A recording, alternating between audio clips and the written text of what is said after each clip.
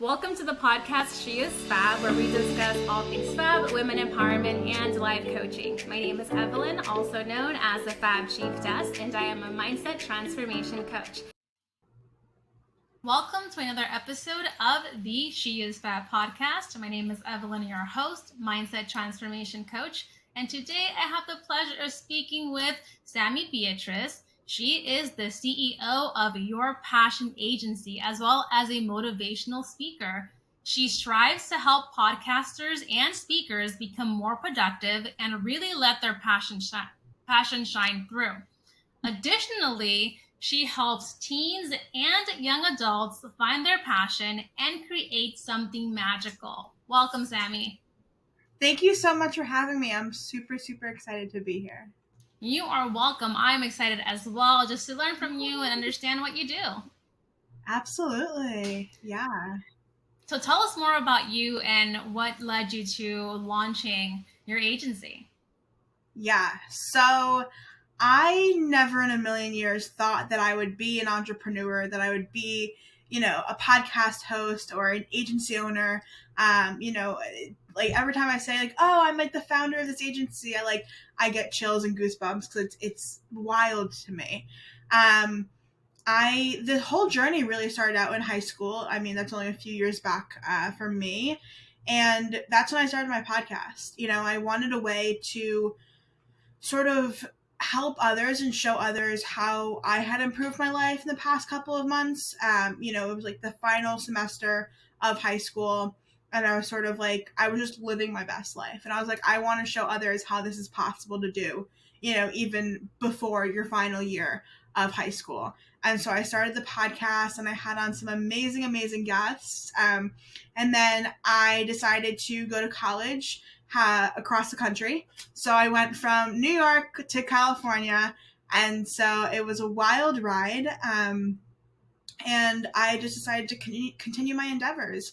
And I worked on the podcast nonstop. I met amazing people who I wouldn't have met otherwise, which is what my favorite thing about podcasting.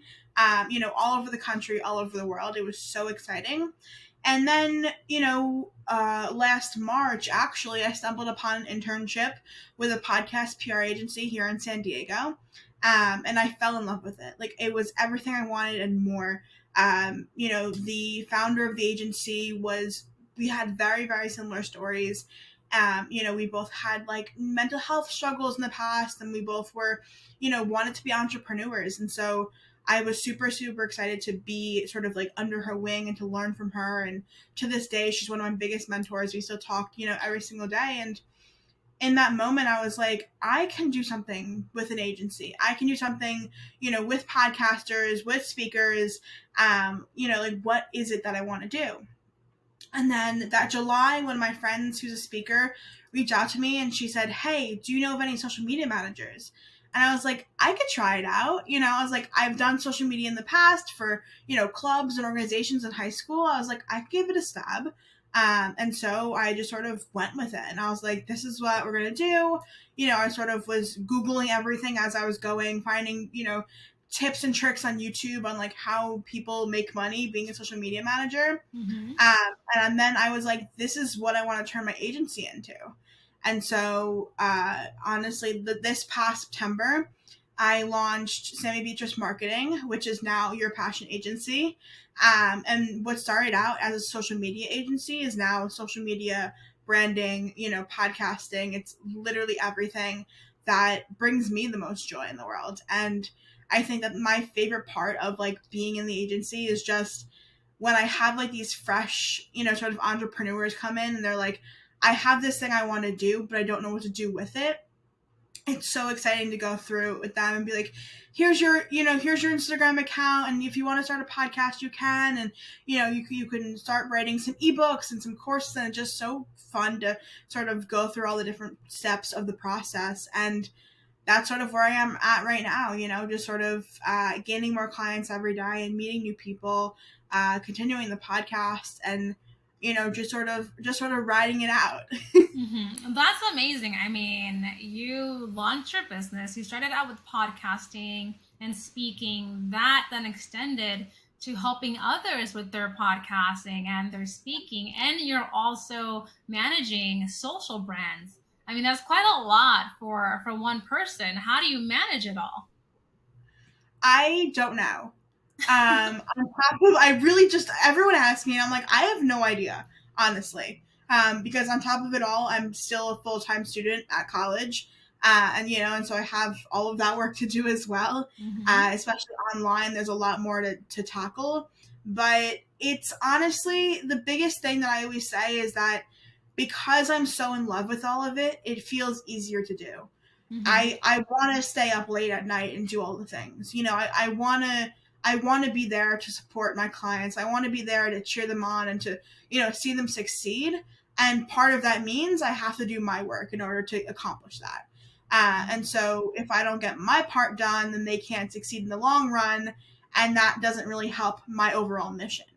And so this semester, being all online, like, I decided that 2 days of the week would be for school and 2 days of the week would be for my, business, agency, podcast, all the things. I started to sort of outsource a lot of things. I'm really lucky to have my parents be really, really supportive. And so I was able to outsource a lot of things to a bunch of different people. So like my podcast editing goes out. I have an assistant now who does a bunch of different things, and that's made it a lot easier as well. And I think just realizing the power of saying no as well and not taking everything on that comes at you is really, really important as well. I love that. That is key, being able to say no and understand, where you can go with what your activities are versus what you can outsource. A lot of entrepreneurs, especially if they're the CEO and founder of their business, obviously when you're starting, you do everything yourself. But over time, you want to let go of some of that to give you that time back to continue to expand your business. So you're getting that done early, which is great.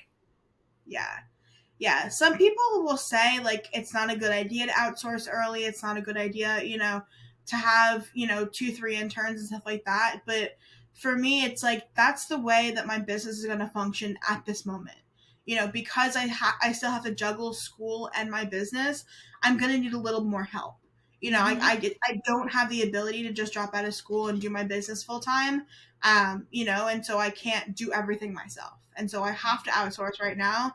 And maybe, as I, graduate from college and I sort of have more time in my day, I can take back some things, for my responsibility and do that. But I emphasize outsourcing. I think it's an amazing thing because it allows you to live your life at the same time of also, living out your dreams in regards to work. So 2-part question. One, what are you going to school for? Does it relate to what you're doing now with your business? And secondly, what is the name of your podcast and what is it about? Yeah, for sure. Yeah. So my major in school it's actually like a combination of 3 different things. And so I'm technically majoring in counseling, journalism, media studies, and marketing. So it's a mix of my personal passions plus, sort of meshing into business stuff. My sort of third department was psychology, and I switched it to marketing because it just makes more sense for what I'm doing right now. And then my podcast is the Fashion Your Passion podcast, which is a podcast really to help aspiring entrepreneurs, college students, high school students just realize that they have some sort of passion and to sort of help them to live it out and to hear stories about people who have lived out their passion, whether they were still in college or, doing it after college or whatever it is, but just to realize that like you can serve and like you can have a passion really at any age and it doesn't have to be like one thing for your entire life. I love that. I love that everything that you're doing is somehow related and fits with the other thing, right? You have your schooling, which has that education, which will benefit your agency, your podcasting, helping speakers. And then in your podcast, you continue that message by helping others to figure out what their passion is and flesh that out so that they can actually do that. And I feel like if you're preaching, all about passion, then you should be passionate about what you're doing. Yeah, no, exactly. And that was honestly my biggest intention for, everything when I started to, sort of branch out from like the podcasting to speaking to, opening the agency. I knew it all wanted to be surrounded by passion because that's like my main thing. That's sort of kind of what I'm known for in a sense. Like I just talk about passion all the freaking time, literally with anyone I'm with. And so it's, I feel like that sort of like it's part of my personality now. And I knew I wanted to encapsulate that in everything. And also it feels nice to have everything sort of like, be like sort of like stringed to one another in some sort of way. Because that way it's like a fluid, sort of like motion in a sense. Mm-hmm. So tell me about either your methodology, framework, or process that you use in the various areas to take your clients from point A to point B. Yeah. So the very, very first thing I do is I always sit down with them and I say, how do you feel that you're sort of at right now? And where do you want to be in 2 weeks and a month from now? I keep it very, very small because obviously, if you go to that 5-year, 10-year situation, yes, it's great to do that, but it also can be very, very overwhelming. And so we sit down and we talk about, what they feel like their brand and their social media is going right now and, why they want to hire me for, because I think the why is the biggest thing. And if we're not on the same page with that, things can get a little bit, a little bit chaotic. And so I always sit down with them. First thing I ask them, why are you hiring me for, and what are sort of your goals for the next couple of months? And then I go into, I'll sort of do a whole audit of their social media platforms and I'll go through them and I'll take notes and I'll say, I'll come back to them and say, this is, what's going on. I would suggest X, Y, and Z, and like this would be a sample content plan for your social media. And then we sort of go over it. We sort of change some things that they want to change, or add some things, whatever it is. And then my team and I just rock and roll and we just grind it out. We grind out their content. We sometimes will change bios and change usernames and names of things and pictures and but the main thing is like that consistency of like that content plan of like knowing that okay, we're posting 4 days a week. On this day we're posting this and this day we're posting that. And everything will always go back to that brand mission we talked about in our first meeting. And I think, as well, like we always check in with them to make sure like, that they are agreeing with what we're doing. And the clients I've had are very, very good communicators. And so they're always like, okay, I'm not really so sure on this one that you guys did, but like this one was amazing and stuff like that. So it's been really good to sort of go through that with everyone. And then in terms of like the like aspiring entrepreneur aspect, it's very similar, but basically, we just sort of I have them fill out a whole questionnaire about sort of what they want to do and what their biggest dreams are. Kind of different than like the social media stuff, but then we sort of sit down and say, okay, what is feasible for you in this season of your life right now? And so sometimes it's a podcast, sometimes it's a few ebooks that could be part of an email subscription or whatever it is. And I give them 1 to 3 tasks for the next 2 weeks. I say go do this, we'll come back, we'll reconvene. And that usually happens like 3 or 4 times. And then usually around the fourth call we have, I'll be like, all right, I think you're good to go. Obviously, if you need anything, like they always like, they have me in the Slack, so they can always access me through there. But then, they're off to the races. So I love that. Obviously, every client is unique, as we are all unique. So you tailor your approach to each individual. But the one string that is common amongst everything is that why. I talk about the why all the time when it comes to my coaching and with goal setting. If you're not grounded in the reason why you're pursuing something, then whatever that something is can lead to a failure or can lead to a point where you don't quite meet the expectation that you set. So understanding the client's why is so important to have that relationship? One, is it something that is feasible, that has the power to carry them through when motivation and aspiration fails? And is it a good fit with what you're doing in the service that you're providing to them? Yeah. Exactly. And even in my personal brand, I still go back to my why. I'm still thinking of like, okay, is this decision that I just made, is this related to, sort of my overall mission? And I'm always reevaluating, I'm always reconfiguring, I'm always sort of saying, okay, maybe we'll take it in this direction for the agency now, maybe we'll take it in this direction for the podcast now. And so, it's always going back to that mission. And sometimes, it changes in the most, like, the littlest of ways, but it still is so impactful. For sure. So I'm curious because I see a lot of ads for VAs or social media managers.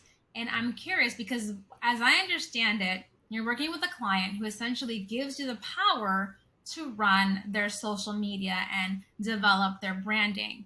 So is there any sort of conflict that comes up, say, if the client is jumping on and posting content that may not be in the plan that you discussed? Yeah, we have that happen sometimes. And honestly, like, it's just a funny thing. Like, there are so many TikToks about it now, which is so funny. But, like, people, like, I mean, social media is a place to share things. It's a place to sort of, just, like, be yourself. And so sometimes, we'll have, like, usually we give all the creative freedom for, like, stories and stuff like that to our clients. Like, we say, you can manage your own stories. Obviously, like, for promotional stuff, we'll take care of that. But for everyday stuff, just make sure you're hopping on stories every day. And that's sort of like, we give them leeway with that. But in terms of posts, sometimes they'll post something and we'll be like, oh my gosh, like, why'd you do that for? But, sometimes we'll leave it if it makes sense in sort of the plan. And sometimes, after the first, like, 24 hours or so of it being up, I'll sort of, like, archive it. That way the whole, sort of aesthetic of the account looks the same. But, just to give it that, like, appreciation that, like, they posted and stuff like that. But yeah, it happens sometimes and I get it, like, it's their account. Like, that's, they just forget sometimes that we're there, managing the whole thing, which is totally fine. But it's just, it's a good time all around for sure. So what would you say are the top questions or top asks that clients that come to you have? Yeah. So I think that the biggest thing that people want is a higher follower count. And I always say, like, that's, like, not the thing that we should be focusing on, and they're like, why not? Like, isn't it all about numbers? And I was like, it is, but not those numbers. Like, those are the wrong numbers we need to focus on. And so I always show them, like, I know that, like, one of my clients now, when she first came to me, she had, like, a little under 4,000 followers, and she was like, I've been at 4,000 before, and, like, I want to get back there, and, like, I don't know how to whatever. And I was like, I told her, I was like, but look at your engagement though. Every time she posted a story, she would have 15 people reply to it, whether it was a reaction or a written reply. She would have dozens of comments in her post, saying, I love this. She would always have people resharing her posts. Like, your engagement is incredible. No matter how many followers you have, your engagement's incredible. We'll work on the following, but, like, look at where your engagement's at. And that's the thing I focus on the most, is increasing engagement. I think that, once I show my clients, like, this is the most important thing, then they get it. And they're like, oh yeah, you're actually right. And I was like, yeah, I know I was, but, like, that's what I'm here for. That's my job. But, also some people are just like, I want my feed to look better, or, I have this intention for my feed and I don't really think I'm sort of getting it across very well. And I think it just, honestly, some people are just like, I've been doing it and it's working fine, but, like, I just don't want to do it anymore. I don't have time to do it. I'm like, great, perfect. That's fine by me. And so it definitely varies on, who they are, but all around it's a very scary thing to sort of give up your social media account you've built for a while and say, here, like, someone else, you can take it and do something with it. But they always are it's so funny. They're always so surprised when, like, they see after the first couple of weeks, like, what can happen when, like, you have a consistent plan and you're posting almost every day and stuff like that. So it's really, I love really that. good. And that was just Yeah. funny because I asked you that question, but in my mind I was like, I bet you it's going to be these three things. And that's exactly what your Yeah. answer was. Uh, Yeah. Going to the follower account, I'm really glad that you talked about engagement because, for example, with my Instagram, I have around 3,000 and something followers, and people tend to focus on that when they reach out to me for collaborations. And what I tell folks and what I talk about a lot is that reciprocity, right? Reciprocity with how you collaborate and engage, but also understanding that when it comes to the number of followers does not mean anything. What matters is that engagement. Out of these followers, how many folks are actually commenting on your stories or commenting on your posts or sharing your posts? That's the metric that people should really look at. But no, a lot of folks are still focused on that follower count and that blue verification. Yeah. Yeah, it was so funny. Like when I first put out like an ad for interns, someone like commented on it and they were like, I don't understand how you can look for interns. Like people who want to intern places are looking for places where, like who have a good following and a good standing. And like they're like, you don't have enough followers and da da da. And I was like, I literally have like 6-7 clients. Like it doesn't you wouldn't see that from my Instagram because at that time we had just started focusing on our own Instagram. But I was like, I have clients up the wazoo, like they're amazing clients. Like they have so much work for us to do. So like you can't judge it by the fact that like our own agency Instagram had 100 followers at the time, and I was like, that doesn't make any sense to me. But yeah, you're exactly right. It's because also like there people have the ability to like buy followers too. So like that number could literally just be like someone like went on a site and bought 10,000 followers. Like you have no idea. And Yes, so and you see those advertisements all the time. I'm yeah, so surprised that yeah, somebody would say that to you. Like, obviously, people are very bold when it comes to online because of the anonymity. But yeah, why waste your time and even express that? Like, if you're not interested, move on. Like, keep it moving. There's no need to comment or say because you're basically providing a judgment that you have no basis or foundation for. yeah, yeah, and it's. I think like I don't really take like things on the internet very like hard. Like I'm just like, all right, whatever. Like you just have your own things going on. But I think it hits harder when like because I'm 19 and because I'm doing all these things, it's like that it's such it's more of a vulnerability because I'm like, oh, like they can always like just get at the fact that I'm young and I can't it doesn't make sense for me to have some a successful business and stuff like that. And so like just seeing stuff like that, it's like it bothers me, and it's like Mm-hmm. I I mean I got over it because on LinkedIn I had like 45 applicants who wanted to be an intern, and I was like, all right, like this makes more sense, but I couldn't believe that like someone actually took the time to like write that out and was like, Mm-hmm. it was crazy. Well, I'm But glad you got over it because obviously yeah, we're human, and even me as a mindset coach, I can see something and it could affect me, but it's what you do with it, right? It's the reaction and how you flip it so that it doesn't mess up your day or mess up your whole flow. yeah, exactly. So, in regards to tips, what would you recommend to individuals who are looking to either work with a social media manager or revamp their social profile? Yeah. So I think that the biggest thing for like finding someone to hire, I'll touch on that first. I think the biggest thing is like, see if they have the ability to hop on like a call with them, like 20-minute call, and just sort of hash out like exactly what they would do and if you vibe with them and like how they work and stuff like that. Because, sometimes like there are a lot of social media managers out there. And so you have a lot of, sort of ability to sort of shop around in a sense. And so if you don't vibe with someone, then like you can find another. And technically like I really like to work with people who are in the same time zone as me and sort of like are in sort of the same mindset as me and stuff like that. And so I really look for that. So that's my biggest tip with that. And just like if you're skeptical about like hiring someone and you're not sure, I would say take the leap. Like there are so many people out there who are just starting out, so you don't have to put down thousands of dollars, per month. When you first are finding someone to outsource to, like, I know, I found someone, one of my friends, she only charges, like, for her bare minimum package, it's like $75 a month, which is amazing, and so it really just depends on, what you want to do and sort of how you're comfortable with doing so. So those are my biggest tips. And in terms of revamping, my biggest like focus is on Instagram, but these tips can really apply to, sort of LinkedIn, Clubhouse, Facebook as well. But I would say the first thing is to make sure your profile picture is a picture of your face that's like you can clearly see your face in it.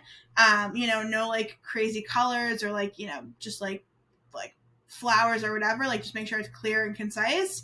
The second thing is to utilize sort of like the search engine optimization of the sort of like the name section of an Instagram bio. So you can have your name in it, but also have like, if you're a mindset coach, put mindset coach, or for me, I have, social media branding agency, and stuff like that. The third thing would be in your bio, make sure the first sentence is like an I help or I teach or, stuff like that kind of statement. That way, when someone goes to your profile and they look at it, they're like, oh, so-and-so does this, or, so-and-so does that. Like, I have in my bio, it's like, I help aspiring entrepreneurs create their dream empire. And then you can have like, like maybe something that gives you credibility. And then you could have, and then you should have a call to action. So for me, I have, here's the latest, podcast episode, or have, here's the link to book a call with me and stuff like that. And then, for like stories, make sure to pop on at least like have like maybe 4 to 5 stories a day. You could take weekends off, that's fine, but during the week, try to have like 4 to 5 stories a day. They recommend, like, Instagram's recommendations are ridiculous, and like no one follows them because they're actually outrageous. They want you to like post 2 to 3 times on the feed and like 4 to 5 reels a day, and I'm like, that's yeah, it's outrageous, and like everyone's like freaking out over it, but no one follows that, and like people still have success. So basically, like, you can post like 1 feed post a day, and maybe you post a reel a day. But just utilize the newest features that are going on. So reels are really hot right now. Got like the Instagram guides are really hot right now. And then stories are always good because more people check stories than they do their actual feed. And then, honestly, like, people say like aesthetic and consistency like throughout like the colors of like the feed and stuff like that are really important. I personally do it just for like my own eye, and like I just like to see it, but it really doesn't matter. I mean, not a lot of people are going to your feed and like looking through it and like, sort of like judging what's going on. They're really looking for like, oh, does this person have, a tip on, how to market my account better, stuff like that. So if you have, sort of like things that pop out, they're more likely to click on those than other things. And so those are my biggest tips. Those are all great tips. Some of them I have an effect, so I'm like, I need to go and take a look at my socials. Yeah, the whole thing with the feed that you mentioned, that cohesiveness. So when I started, I had a cohesive sort of palette, and I still, for the most part, have my color branding down. But now when you add reels and you add your IGTVs, because it's a video format, and if you don't put a cover, whatever those colors are can kind of be a little different than like what your brand is. Yeah. So I've recently learned that tip about putting in a cover, like selecting and designing a cover for your reels and your IGTV. Another little tip. that's really important too. And I think also a big thing is like, I always suggest people like put your reels on your feed. Even if they're there for 24 hours, you could always like take it off. Like, I always say, put it on your feed, because then more people will see it. It'll, get more visibility. It'll be on the explore page for longer. Like, always just post it to your feed. Even if it messes up like your theme for like a day or two, like, it's not the end of the world, and like, then you could take it off and it'll just be in your reels, and that's it. So, yeah. What are your thoughts on story engagement? I feel like recently did a story takeover with a friend, and you have your question box, you have your slider, you have your polls, and obviously I found that some are more successful than others. What do you recommend to increase engagement in story views? I would say use anything that they have. The more you use stuff in house, like in the app, the better. And so even if I personally love like the poll feature or like the quiz feature.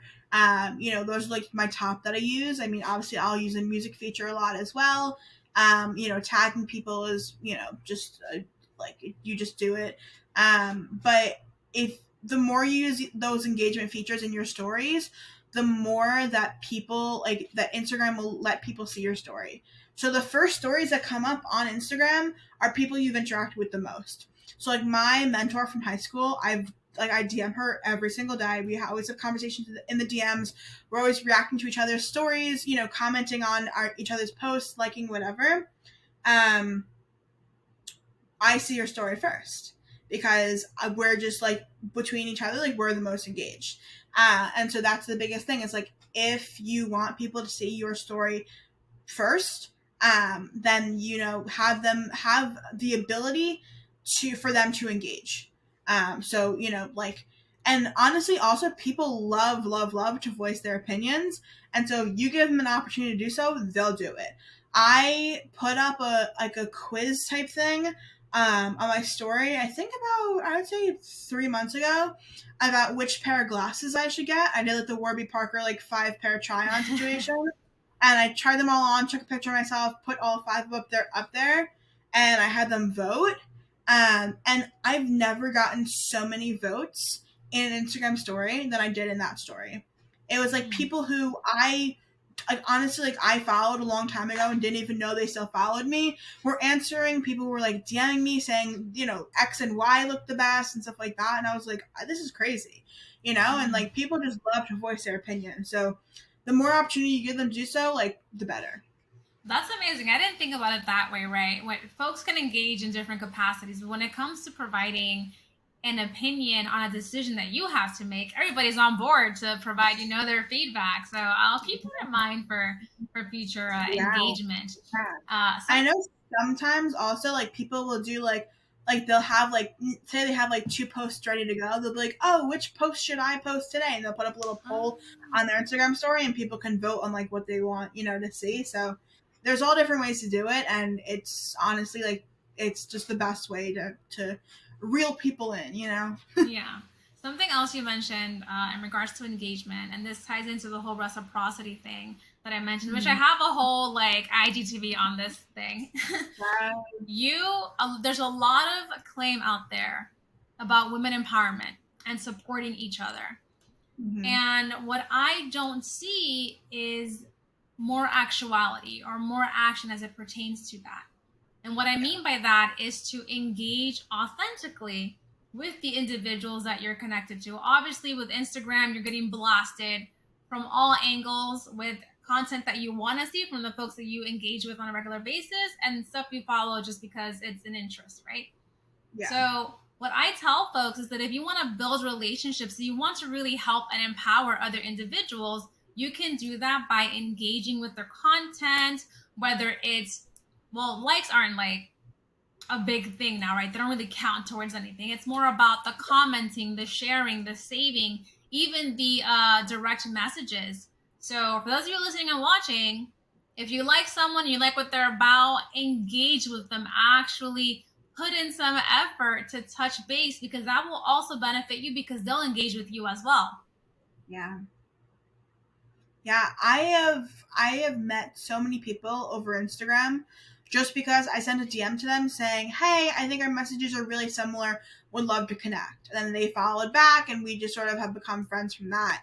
And so I think that, for me personally, I usually spend half an hour to an hour every day, depending on how much time I have on my own Instagram, just going through people's, posts and like actually looking at them, actually reading the captions, and actually commenting something that's valuable to sort of the conversation that's going on.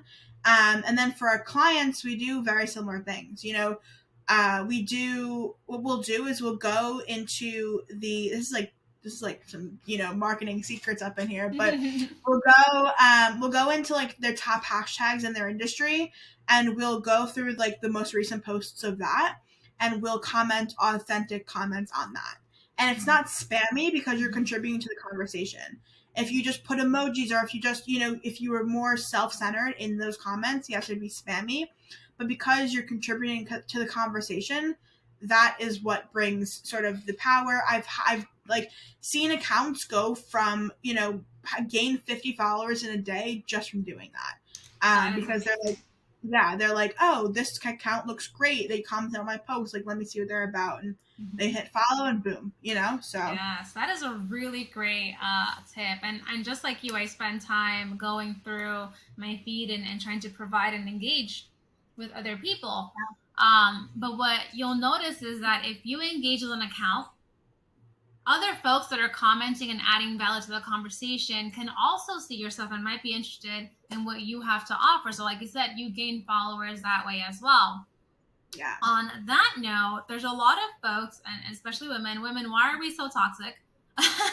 There's a lot of competition. And so some people will choose to not engage and not support because they feel that you are in direct competition with what they're doing. That is the worst way to think. That is a scarcity mentality. And I will tell you, I follow other mindset coaches. I talk a lot about impostor syndrome as well. I follow, gurus who talk about that, and I support them because we're all, at the end of the day, trying to provide a message that is going to help and inform the audience. Yeah. There are billions and billions of people on this planet, and like, it's not like, I bet you if you looked, just to take your industry, for example, if like you set, 3 mindset coaches next to each other and looked at their Instagrams, they have less than 1% of the same following because they're in different areas. They're sort of, geared towards different people. They're in different niches, stuff like that. So it doesn't make sense that there's this competition because everyone's sort of going after something different, even if it's under the same bigger umbrella.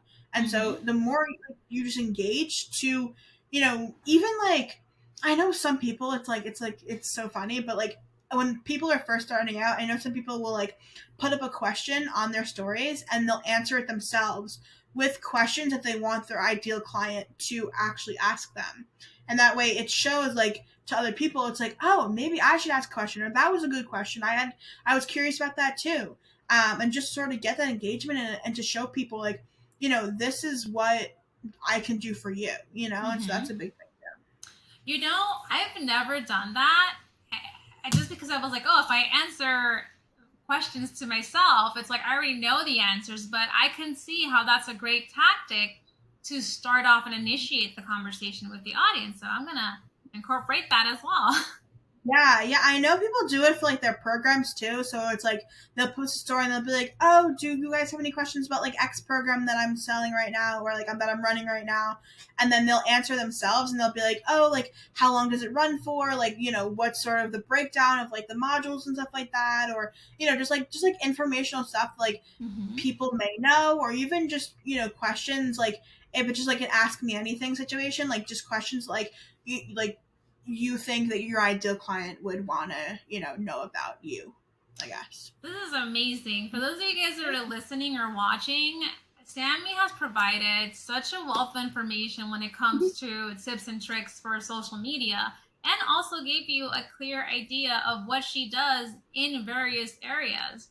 So make sure that you connect and engage with her. And speaking of which, Sammi, share with us, how can folks connect and engage with you? Yes, I am pretty much everywhere.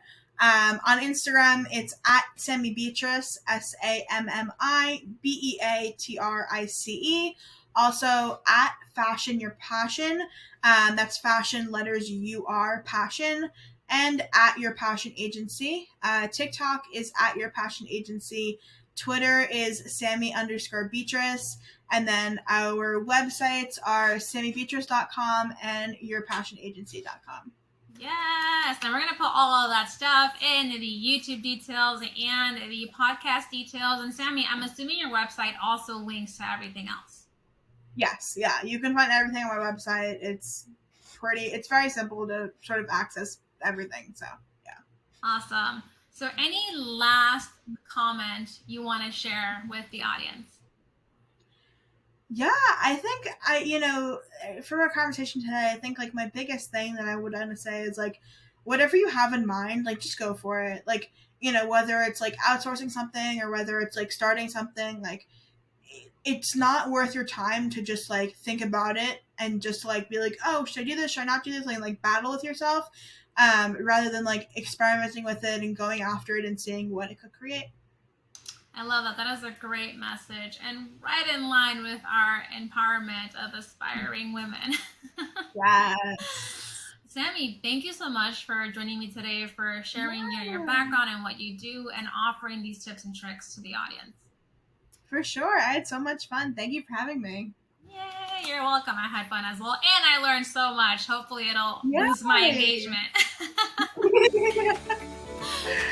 All right, everyone, as I always say, preparation, accountability, execution, and resolve are keys